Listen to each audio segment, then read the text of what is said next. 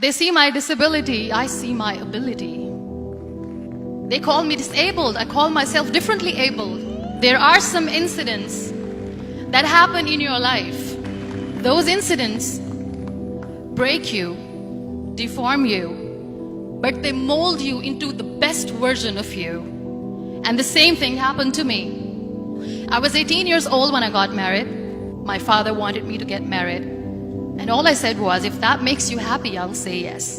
And of course, it was never a happy marriage. Just about after 2 years of getting married, I met a car accident. Somehow my husband fell asleep and the car fell in the ditch. He managed to jump out, saved himself. I'm happy for him. But I stayed inside the car and I sustained a lot of injuries. The list is a bit long, don't get scared.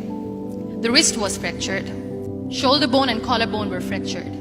My whole rib cage got fractured. And because of the rib cage injury, lungs and liver were badly injured. I couldn't breathe. I lost urinary bowel control. That's why I have to wear the bag wherever I go. 3 vertebrae of my backbone were completely crushed, and I got paralyzed for the rest of my life. I finally ended up in a hospital where I stayed for 2.5 months. I underwent multiple surgeries. One day, doctor came to me and he said, well, I heard that you wanted to be an artist, but you ended up being a housewife. I have a bad news for you. You won't be able to paint again because your wrist and your arm are so deformed, you won't be able to hold a pen again. Next day, doctor came to me and said, your spine injury is so bad, you won't be able to walk again. Because of your spine injury and the fixation that you have in your back, you won't be able to give birth to a child again. That day, I was devastated. I asked my mother, why me? And that is where I started to question my existence. Why am I even alive? And that is where I realized that the words have the power to heal the soul. My mother said to me, this too shall pass. God has a greater plan for you. I don't know what it is, but He surely has. And in all that distress and grief, somehow or the other, those words were so magical that they kept me going. One day I asked my brothers, I know I have a deformed hand, but I'm tired of looking at these white walls in the hospital and wearing these white scrubs. I'm getting tired of this. I want to add more colors to my life. I want to do something. Bring me some colors, bring me some small canvas. I want to paint. So the very first painting I made was on my deathbed, where I painted for the very first time.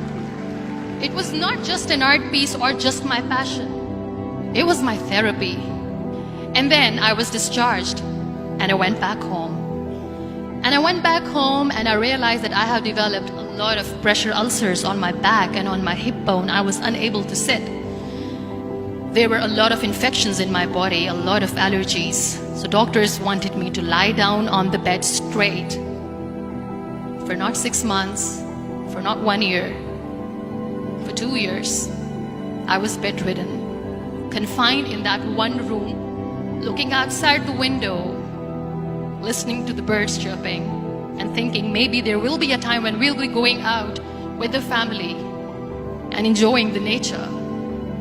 That was the time where I realized how lucky people are.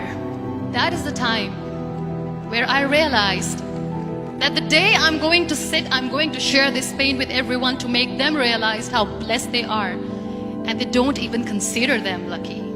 That day I decided that I'm going to fight my fears. We all have fears.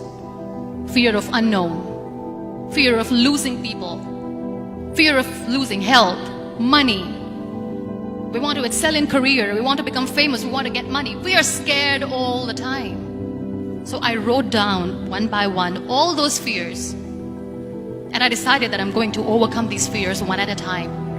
You know what was my biggest fear? Divorce. I was trying to cling on to this person who didn't want me anymore, but I said no. I have to make it work. But the day I decided that this is nothing but my fear, I liberated myself by setting him free.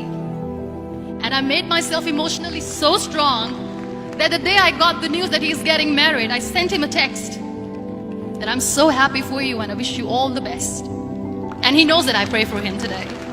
Number 2 was, I won't be able to be a mother again. And that was quite devastating for me.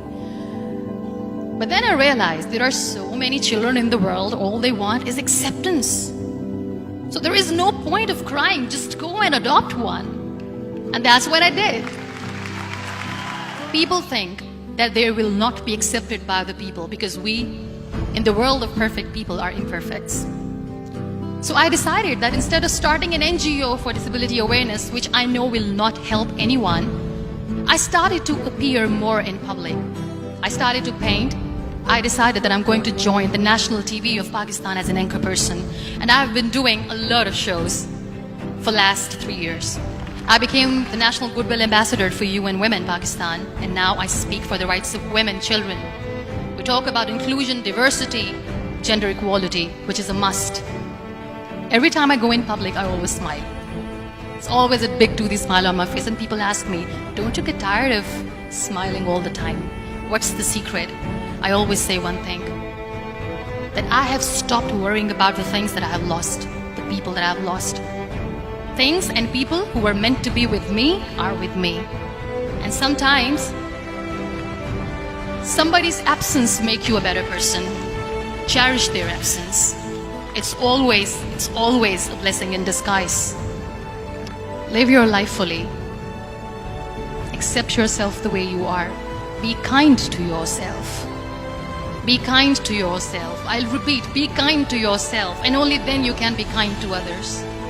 Love yourself and spread that love. Life will be hard. There will be turmoils, there will be trials, but that will only make you stronger. So when you accept yourself the way you are, the world recognizes you. It all starts from within.